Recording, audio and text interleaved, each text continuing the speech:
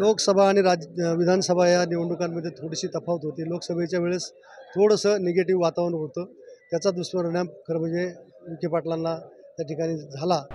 मला देखील या भवनामध्ये येण्याची खरं म्हणजे अपेक्षा होती आणि ती अपेक्षा खऱ्या अर्थानं माझी जनतेनं पूर्ण केली.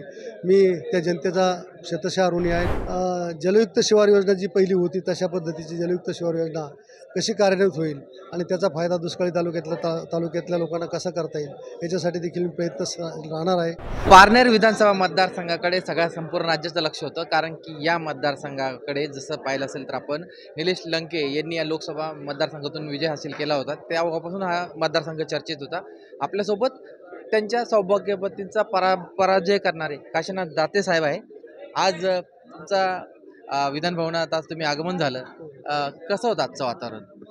अतिशय समाधानी वातावरण होतं. मनाला अतिशय आनंद वाटला की या सर्वोच्च सभागृहामध्ये, महाराष्ट्रातल्या सर्वोच्च सभागृहामध्ये या ठिकाणी मला आज प्रवेश करता आला. त्याच्या पाठीमाग खऱ्या अर्थानं पारनेर नगर मतदारसंघातल्या जनतेची पुण्य आहे, जनतेचा आशीर्वाद आहे. मतदारसंघाकडे सगळ्या राज्याचं लक्ष होतं, कारण की निलेश लंकेंनी बाजी मारली होती. त्यांची सौभाग्यवती देखील निवडून अशा प्रत्येक चर्चा होत्या, वातावरण निर्मित होते, तरी पण तुम्ही बाजी मारली. काय याचं म्हणजे याचं श्रेय नेमकं तुम्ही कोणाला द्याल? लोकसभा आणि विधानसभा या निवडणुकांमध्ये थोडीशी तफावत होती. लोकसभेच्या वेळेस थोडंसं निगेटिव्ह वातावरण होतं. त्याचा दुष्परिणाम खरं म्हणजे विखे पाटलांना त्या ठिकाणी झाला आणि तसं जर पाहिलं तर मागच्या विधानसभेला 1,00,000 मतांनी निवडून आलेले होते. आपलं 62,000 मतांनी निवडून लंके आले होते.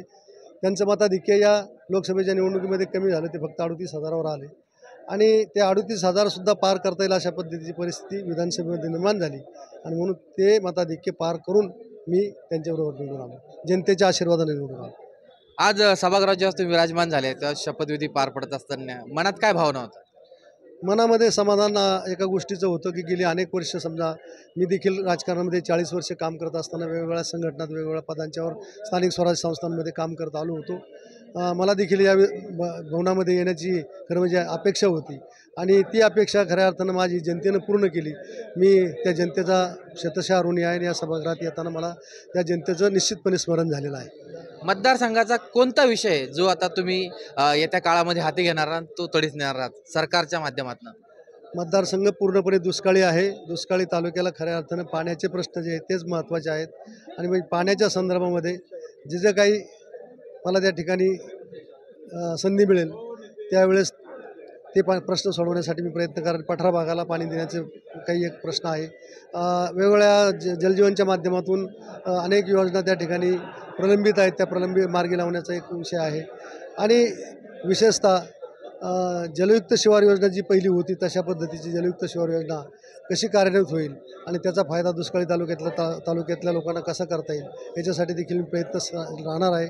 मी सभापती म्हणून या बांधकाम समितीचा सभापती म्हणून मागच्या टर्ममध्ये काम करत असताना मी रस्त्यांचे किंवा बाकीचे छोटे मोठे प्रश्न ते अनेक सोडवले आहेत आणि रस्त्यांचे देखील प्रश्न आमच्याही मतदारसंघामध्ये आता पुन्हा देखील उभे राहिले आहेत. अनेक रस्ते अपग्रेडेशन व्हायला गरजेचे आहे.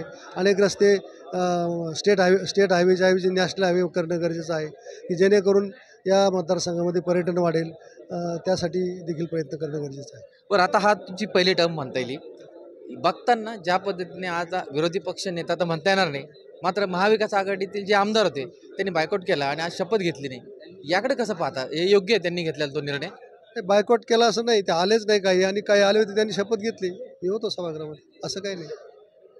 बायकॉट कुठं केला?